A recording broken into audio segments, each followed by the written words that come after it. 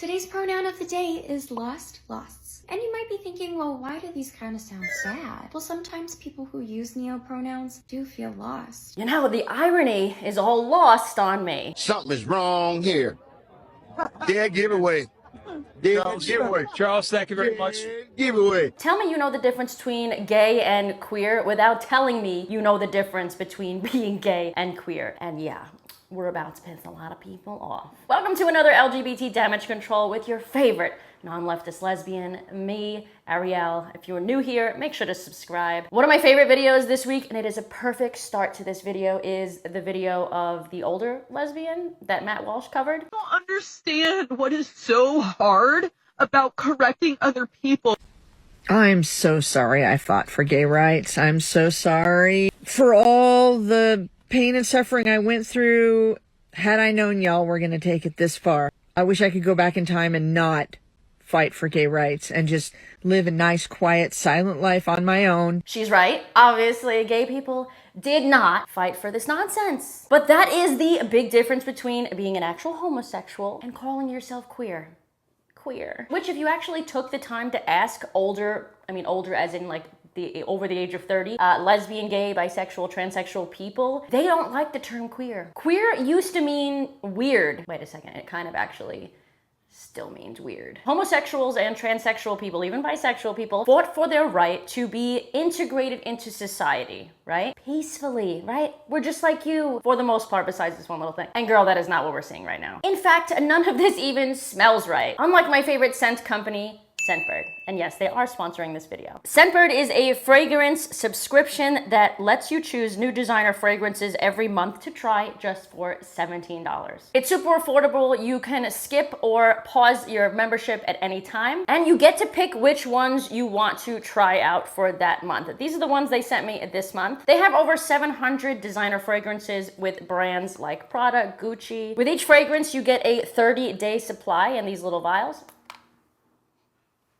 I like that one. So you can try out fragrances before committing to buying the big bottle, which can be up to $500. Personally, I'm not one of those fruity scent kind of girls. Smell-wise, I tend to like things that are more fresh, a little bit more musky, but not like too musky, if you know what I mean. My favorite one this month is Arabesque. I was gonna say, funnily enough, even though I don't like fruity smells or flowery smells, I have a picture of flowers over there and flowers behind me, but not when it comes to smells. This is the kind of smell I like. You can use my coupon code Ariel55 for 55% off at Scentbird, which comes down to just a little over $7 for your first month. Last one to try?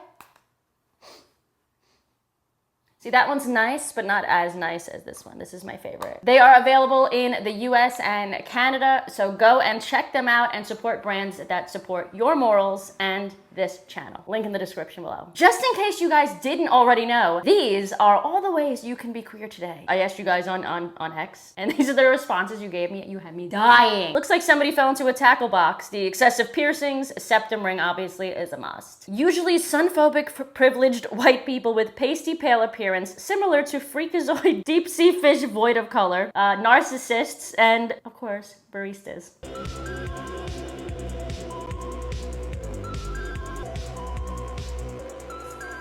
Oh my God, that's actually so true. Why are so many of them either teachers or baristas? It's like literally every single one of those TikToks, they have one of those two jobs. Austin said, gotta get a nose ring in there. It has to be somewhere. Agreed. Of course, along with having a short, ugly haircut and dyeing your hair some random color every month.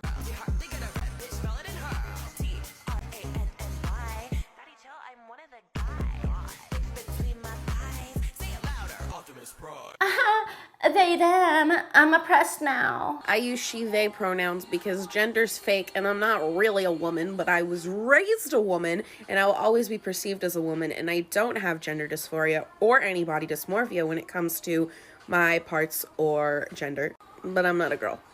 Just curious, do you think that these types are quite possibly just basic straight white girls who feel bad about being straight white girls? Like privileged, actually privileged straight white girls? You ever think that most teens are calling themselves queer because they simply just don't fit in? Likely because they're actually just neurodivergent, even though like that's an overused term in these in these spaces. Even that has lost like pretty much all meaning because so many people are self-diagnosing. Queer and trans can mean literally anything these days. The far left has stopped gatekeeping and shit has gone batshit crazy. I mean, now we have people telling other people that they are a non-dysphoric trans person apparently because they like to play as female characters in video games. Does that mean I'm a non-dysphoric trans person because when I play Mario Kart, I have to play as Mario or Yoshi? Like what? Or that you're queer if you only want to have sex with somebody that you have a close connection with, that you have an emotional attachment to, which is called demisexual, which in itself could be a good descriptor of yourself, but it doesn't make you queer. More ways to be queer without actually being gay. Genderqueer, gender fluid, demigender, demigirl, demiboy, nutoi, agender, gender flux, apora gender, I've never heard of that, apora gender, gray gender, polygender, intergender, tridender, stop. Oh my God, this person. Back in the day, you'd be like a Simple Plan, Good Charlotte, high school emo scene kid, okay? But like, of course, they're probably calling themselves I almost said gender clueless. That's even better. Genderqueer or something. Let's see what their hashtags are. Hashtag sapphic, which means like women that love women, whatever. Genderqueer, any pronouns, polyamorous, alternative. Okay, like at least you admit that you're alternative. Plus size, of course. Dyed hair, fat. Fat talk is a thing. Kevin said, I think it has a lot to do with their worldview and politics. Not same-sex attraction, but if their type is heavy gender-bending, nonconformist individuals and prefers unconventional gender roles in relationships, I can see how they might identify as queer. This is really what it's about. I think you nailed it. And funnily enough, after thinking about all of this out loud, I actually don't have an issue with people calling themselves queer if they are not same-sex attracted or having gender dysphoria. I have an issue with them speaking for homosexuals and transsexuals and making us look bad. That's my issue. Like I said a second ago, these types of people have like such similar personality types to the emo and goth and scene kids from 10, 15, 20 years ago. They're all just feeling left out and they're all just a little bit different, a little bit depressed, and they have a new word to describe it. But these types of people are actually the homophobic and transphobic and possibly a lot of the time sexist and misogynistic people. Do you know who wasn't misogynistic and homophobic and transphobic? The goth scene emo kids. They just weren't. And the difference between the two is that queer is now a political stance. Emo, goth scene, what have you back then was not. I mean, personally, I've never met someone that calls themselves queer that is a Republican or even a moderate. Have you? There are also a number of people that believe that queer is a new way of saying that they are Marxists. There's a great video by Dr. Carlin here. From an academic standpoint, I wonder why these socialist appearances are so odd.